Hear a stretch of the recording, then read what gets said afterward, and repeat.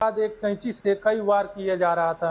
रात का टाइम था, शोर-शराबा काफ़ी होता है, जो माता-पिता थे जिनके ऊपर चाकुओं से मारा जा रहा था, कैंची से मारा जा रहा था, वो लोग चिल्लाते हैं और जब इनकी आवाज़ उस घर से बाहर निकलती है और जो आस-पड़ोस के लोग थे उनके कानों तक पहुँचती है, तो वो लोग भागते हुए इस घर में आते हैं और इस घर में आते हैं तो देखते हैं कि एक रूम का दरवाज़ा अंदर से बंद है और उस रूम से आवाज़ आ रही है। उस रूम में एक खिड़की भी था और ये लोग उस खिड़की के पास जाते हैं तो एक भयानक मंजर इन्हें दिखाई देता है और ये लोग देखते हैं कि ये लड़का अपने माता और पिता के ऊपर एक के बाद एक कैंची से कई वार किए जा रहा है। ये लोग उसके सामने हाथ जोड़ते हैं, उसके सामने गिड़गिड़ाते हैं कि दरवाज़ा खोलो, लेकिन जो उस रूम के अंदर जो लड़का था वो सुन ही नहीं रहा था इनकी बात, मानो उसके ऊपर भूत सवार था और वो हैवान बन चुका था और इनकी बातों को दरकिनार करते हुए अपने माता-पिता के ऊपर एक के बाद एक वो वार किए जा रहा था। जो लोग उस खिड़की के पास मौजूद थे और ये मंजर अपनी आँखों से देख रहे थे, उसमें से कुछ लोग वहीं गिर जाते हैं और बेहोश हो जाते हैं और कुछ लोग इस मंजर का वीडियो भी बना लेते हैं और सोशल मीडिया पर वायरल कर देते हैं। काफ़ी कोशिश किया जाता है लेकिन ये लड़का दरवाज़ा नहीं खोलता है और ये चाकू कैंची से वार करने के बाद ये अपने माता और पिता के पेट पर हाथ रख कर चेक करता है कि इनकी साँसें चल रही हैं या नहीं। जब उसे विश्वास हो जाता है कि माता-पिता की मौत हो गई है, तो ये उसी रूम में एक कोने में जाकर बैठ जाता है और इधर जो लोग वहाँ पहुँचे हुए थे, ये लोग पुलिस को जब फ़ोन करते हैं और पुलिस वहाँ पहुँचती है और रूम का दरवाज़ा खुलवाने की कोशिश करती है, तो भी ये लड़का रूम का दरवाज़ा नहीं खोल रहा था। फिर पुलिस उसे अपने विश्वास में लेती है और उससे कहती है कि तुम्हें कोई कुछ नहीं करेगा, तुम दरवाज़ा खोलो। काफ़ी मिन्नतें करने के बाद ये लड़का दरवाज़ा खोलता है, पुलिस उसे गिरफ्तार करती है और इन दोनों लाशों को पोस्टमार्टम के लिए भेज दिया जाता है। जब इससे पूछताछ होती है तो एक बेहद ही खौफनाक और दर्दनाक कहानी निकल कर सामने आती है। नमस्कार, सलाम, सत श्री अकाल, मैं हूँ मुस्तफ़ा और आपका स्वागत है मेरे चैनल पर। आज जो मैं कहानी सुनाने जा रहा हूँ, ये कहानी उत्तर प्रदेश के अलीगढ़ से है। अलीगढ़ में एक इलाका पड़ता है जाकिर नगर और इसी जाकिर नगर के इलाके में एक परिवार रहता है और इस परिवार के जो मुखिया हैं, उनका नाम इसहाक है और इसहाक की उम्र तकरीबन 62 साल है और इसहाक एक मस्जिद में इमाम है और नमाज़ पढ़ाने का काम करते हैं और एक मदरसे में बच्चों को भी ये पढ़ाते हैं। इनके अलावा परिवार में इनकी पत्नी है और पत्नी का नाम शहजादी बेगम है और शहजादी बेगम की उम्र तकरीबन 57 साल है। इनके अलावा परिवार में इनके 4 बच्चे भी हैं जिनमें एक बेटे का नाम है गुलाम महिउद्दीन और गुलाम महिउद्दीन की उम्र तकरीबन 24 साल है। गुलाम महिउद्दीन बीकॉम का स्टूडेंट स्टूडेंट है और वहीं अलीगढ़ मुस्लिम यूनिवर्सिटी में ये पढ़ाई करता है। ये जो परिवार है ये रामपुर का रहने वाला है लेकिन बच्चों को पढ़ाने के लिए ये लोग अलीगढ़ में रह रहे थे। ये जो गुलाम महिउद्दीन है इसकी मानसिक स्थिति थोड़ी-सी कमज़ोर है तो वहीं मेडिकल कॉलेज में इसका इलाज भी चल रहा था और आए दिन ये अपने माता-पिता से झगड़ा भी कर लेता था। ये 28 मार्च को भी इसने अपने माता-पिता से झगड़ा किया था और झगड़ा करने के बाद ये घर से निकल गया और कहीं ये भाग गया। जो इसके माता-पिता थे इसको काफ़ी ढूँढे, तलाशे लेकिन गुलाम के बारे में कोई जानकारी नहीं मिली और रात हो गया तो ये लोग जाकर एक पुलिस स्टेशन में इसके गुमशुदगी के बारे में रिपोर्ट दर्ज करा देते हैं। रिपोर्ट दर्ज कराने के बाद अगले दिन यानी कि 29 मार्च को पुलिस के पास से इसहाक के पास फ़ोन आता है और पुलिस वाले बताते हैं कि आपका बेटा मिल गया है। फिर ये दोनों माता-पिता उस पुलिस स्टेशन जाते हैं और अपने बेटे यानी कि गुलाम महिउद्दीन को लेकर अपने घर आ जाते हैं।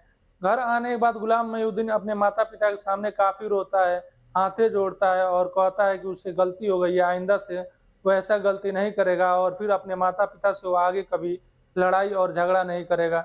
माता-पिता को लगता है कि चलो बेटा का लग रहा है मानसिक स्थिति ठीक हो रहा है और अब ये सही हो रहा है और जो इसकी बीमारी थी वो बीमारी अब दूर हो रही है और ये अब समझदार हो गया है और फिर ये लोग मिल-जुल जाते हैं और बड़े ही प्यार से रहने लगते हैं।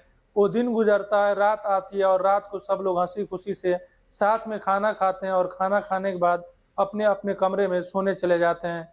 सब लोग अपने-अपने कमरे में सो रहे थे। तकरीबन 29 मार्च को रात में तकरीबन 12:30 बजते हैं।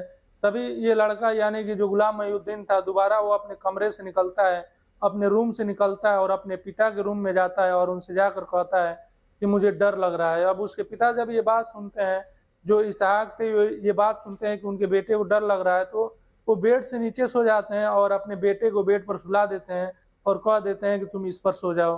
गुलाम को लगता है कि जब मेरे माता-पिता सो गए हैं तो ये दोबारा अपने बेड से उठता है और उस रूम का दरवाज़ा बंद करता है और बंद करने के बाद एक कैंची उठाता है और इस कैंची से वो अपने माता-पिता के ऊपर एक के बाद एक कई वार किए जा रहा है और तकरीबन 38 सेकंड में इसने 47 बार उस कैंची से अपने माता के ऊपर वार किया था। ये जब वार कर रहा था तो इसके माता-पिता चीखते हैं और चिल्लाते हैं, और जब ये आवाज़ आस-पड़ोस के लोगों के कानों तक पहुँचती है और जो घर में और 3 बच्चे थे उन तक पहुँचती है, तो ये लोग भागते हुए इस कमरे के पास आते हैं, तो देखते हैं कि दरवाज़ा अंदर से बंद है और उस कमरे में एक खिड़की था और खिड़की के पास ये लोग खड़ा होते हैं। और खड़ा होने के बाद जब ये लोग अंदर का मंज़र देखते हैं, तो ये लोग सन्न रह जाते हैं और इनके रोंगटे खड़े हो जाते हैं, क्योंकि अंदर ये लोग देखते हैं कि ये जो लड़का है गुलाम, वो अपने माता-पिता के ऊपर कैंची से वार कर रहा है और माता-पिता तड़प रहे हैं और चिल्ला रहे हैं, लेकिन उसको थोड़ा भी रहम नहीं आ रहा है और उसके हाथ नहीं रुक रहे हैं और एक के बाद एक वो कई वार किए जा रहा है। ये मंज़र देखकर लोग उसके सामने हाथ जोड़ते हैं, गिड़गिड़ाते हैं और दरवाज़ा खुलवाने की कोशिश करते हैं, लेकिन मानो उसके ऊपर भूत सवार था, बिल्कुल वो हैवान बन चुका था और वो दरवाज़ा नहीं खोलता है। ये लोग काफ़ी कोशिश करते हैं लेकिन कोई फ़ायदा नहीं होता। कुछ लोग तो ये मंज़र देखकर वहीं गिर जाते हैं और बेहोश हो जाते हैं, और कुछ लोग इस मंज़र का वीडियो रिकॉर्ड कर लेते हैं और इसे शेयर कर देते हैं सोशल मीडिया पर। कुछ समय बाद अब उसके माता-पिता की मौत हो चुकी थी। जब ये कैंची से वार कर रहा था अपने माता-पिता के ऊपर, तो उनके पेट पर हाथ रखता और चेक करता कि क्या इनके साँसें चल रही हैं या थम गई हैं। जब उसे लगता है कि साँसें थम गई हैं और इनकी मौत हो गई है, तो ये उन्हें मारना छोड़ता है और एक कोने में जाकर बैठ जाता है। लोग काफ़ी कोशिश करते हैं दरवाज़ा खुलवाने की, लेकिन कोई फ़ायदा नहीं होता। ये लोग पुलिस को फ़ोन करते हैं और पुलिस मौके पर पहुँचती है और पुलिस भी दरवाज़ा खुलवाने की कोशिश करती है। लेकिन उस हैवान के ऊपर थोड़ा-सा भी फ़र्क नहीं पड़ रहा था और वो दरवाज़ा नहीं खोल रहा था। फिर पुलिस वाले उसे विश्वास में लेते हैं और उससे कहते हैं कि तुम्हारे साथ कोई कुछ नहीं करेगा और तुम दरवाज़ा खोलो। तब जाकर ये जो लड़का था, जो गुलाम मोहिउद्दीन था, वो दरवाज़ा खोलता है और पुलिस वाले उसे गिरफ्तार करते हैं और जो डेड बॉडी उस रूम में पड़े हुए थे, उन्हें पुलिस अपने कब्जे में लेती है और पोस्टमार्टम के लिए भेज देती है। पुलिस वहाँ से सबूत इकट्ठे करती है। वहाँ पर जो चद्दर थे, जो तकिया था, वो पूरा खून से लाल हो चुका था और वहाँ से वो कैंची भी लिया जाता है और चाकू भी उठाया जाता है और पुलिस इन सब चीज़ों को अपने कब्जे में लेकर चली जाती है। फिर जो आस-पड़ोस के लोग थे, जो रिश्तेदार थे, पुलिस उनसे पूछताछ करती है। जो रिश्तेदार थे वो बताते हैं कि साहब ये जो गुलाम मोहिउद्दीन है, इसको 2 साल पहले डेंगू हो गया था और जब इसको डेंगू हुआ तो इसके शरीर में खून की कमी हो गई थी और उस समय ब्लड भी जाँच हुए थे, तो उसी समय कुछ लोग मज़ाक-मज़ाक में कोई इससे कह दिया था कि तुम्हारा जो ब्लड लिया गया था उसमें डीएनए टेस्ट भी हुआ है और तुम्हारे माता-पिता का भी डीएनए टेस्ट हुआ है। मज़ाक-मज़ाक में कहने वाला व्यक्ति ये उसने कह दिया था कि जो तुम्हारे पिता हैं उनका डीएनए तो तुमसे मैच हो गया है, लेकिन तुम्हारी जो माँ है, तुम्हारी माँ का डीएनए तुमसे मैच नहीं हुआ है। तो हो ना हो तुम अपने माँ का बेटा नहीं हो, बल्कि जो तुम्हारी माँ है वो सौतेली माँ है। और ये बात उसके दिमाग में घर कर गया था और उसे लगने लगा था कि जो मेरी माँ है वो मेरी हकीकत में माँ नहीं है, बल्कि वो मेरी सौतेली माँ ही है। और उसके बाद से जब भी उसकी माँ उसको डाँटती, किसी बात को लेकर उसे बोलती, तो उसे बहुत बुरा लगता और वो यही सोचता कि जो उसकी माँ है उसकी असल में माँ नहीं है, वो सौतेली माँ है, इसीलिए वो वैसा कर रही है। फिर अब पुलिस गुलाम मोहिउद्दीन से पूछताछ करती है। जब इससे पूछताछ होता है तो गुलाम मोहिउद्दीन कुछ भी बताने को तैयार नहीं था और वो कहता है कि मैं तभी इसके बारे में बताऊँगा जब दिल्ली से टीम आएगी और दिल्ली की पुलिस आएगी और मुझसे पूछताछ करेगी, तो उसके सामने मैं ये सारा कुछ जो कहानी है, किस वजह से मैंने अपने माता-पिता को मारा, तभी मैं बताऊँगा।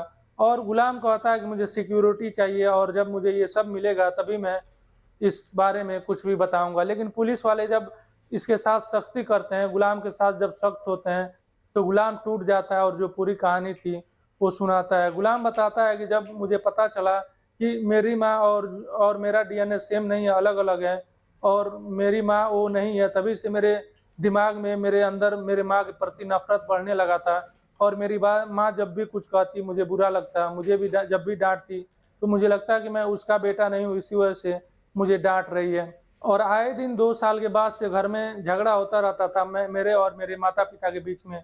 मुझे लगता था कि मैं अपने माँ का बेटा नहीं हूँ और एक रोज़ मेरी माँ मुझे मार देगी और जो प्रॉपर्टी है वो अपने बच्चों के नाम कर देगी। गुलाम बताता है कि जो मेरी माँ थी वो मुझे धीरे-धीरे ज़हर दे रही थी खाने में, मुझे मारने के लिए। कभी चाय में दे देती, तो कभी जब मैं खाना खाने बैठता तो उस खाने में ज़हर मिला देती। क्योंकि मैं एक बार चाय चाय पी रहा था और उस चाय में एक मक्खी गिरी और वो मक्खी चाय में गिरते ही उसकी मौत हो गई। तभी मेरा शक और ज़्यादा बढ़ गया कि इस चाय में ज़हर मिला हुआ है, इसी वजह से ये मक्खी मर गई है। उसके बाद से मैंने सोच लिया था कि मैं अपने माता-पिता को ज़िंदा नहीं छोड़ूँगा और इन दोनों लोगों को मार दूँगा। हालाँकि ऐसा नहीं था, जो इसकी माँ थी, वो इसी की माँ थी, सौतेली माँ नहीं थी, लेकिन किसी व्यक्ति ने मज़ाक-मज़ाक में इसके साथ ऐसी बातें कर दी थी कि जो तुम्हारी माँ है, वो तुम्हारी माँ नहीं है, क्योंकि तुम्हारा जो डीएनए सैंपल है, वो मैच नहीं हुआ है। लेकिन ये मज़ाक इतना भारी पड़ जाएगा, किसी ने सोचा भी नहीं होगा इस बारे में, और ये मज़ाक यहाँ तक पहुँच जाएगा कि इसको अपने ही माता-पिता का कत्ल कर देना पड़ेगा। दोस्तों, ये इस समय जेल में है और लोगों का कहना है कि ये मानसिक रूप से कमज़ोर है और ये मानसिक रूप से बीमार रहता है। डर है कि अगर कहीं ये जेल से बाहर आए तो जो इसके 3 और भाई और बहन हैं जो छोटे-छोटे हैं, जिनका रो-रो कर बुरा हाल है, जो अब जिनके सर से माता और पिता का साया उठ चुका है। डर ये है कि जब ये जेल से बाहर आए तो शायद उन्हें भी ज़िंदा ना छोड़े और उन्हें भी मार दे। दोस्तों, ये थी आज की कहानी। किसी भी व्यक्ति को मज़ाक करना चाहिए तो किसी भी हद में रहकर मज़ाक करना चाहिए, और मज़ाक किसी के सामने इतना ज़्यादा और इतना हद से गुज़र नहीं जाना चाहिए कि आने वाले समय में इतना भारी पड़ जाए। शायद ये मानसिक रूप से कमज़ोर नहीं होता, तो इस बात को इतना सीरियस नहीं लेता और मज़ाक में ही इसको उड़ा देता। लेकिन ये मानसिक रूप से बीमार था और इसी वजह से इसके अंदर ये चीज़ घर कर गया कि जो इसकी माँ है, वो इसकी माँ नहीं है, बल्कि वो सौतेली माँ है। अब शायद इसकी ज़िंदगी पूरी जेल में ही कटने वाली है। इसकी इसकी ज़िंदगी तो बर्बाद हो ही गई, साथ ही साथ जो इसके माता-पिता थे, उनकी भी ज़िंदगी गई, और इसकी वजह से जो 3 बच्चे हैं, जो छोटे-छोटे हैं, जिनका रो-रो कर बुरा हाल है, इसी की वजह से उनके सर के ऊपर से माता और पिता का साया उठ गया। दोस्तों, ये थी आज की कहानी। आपकी इस कहानी के बारे में क्या राय है, आप कमेंट बॉक्स में दे सकते हैं, और आपसे रिक्वेस्ट है कि मेरा वीडियो लाइक कीजिए और चैनल सब्सक्राइब ज़रूर कर लीजिएगा।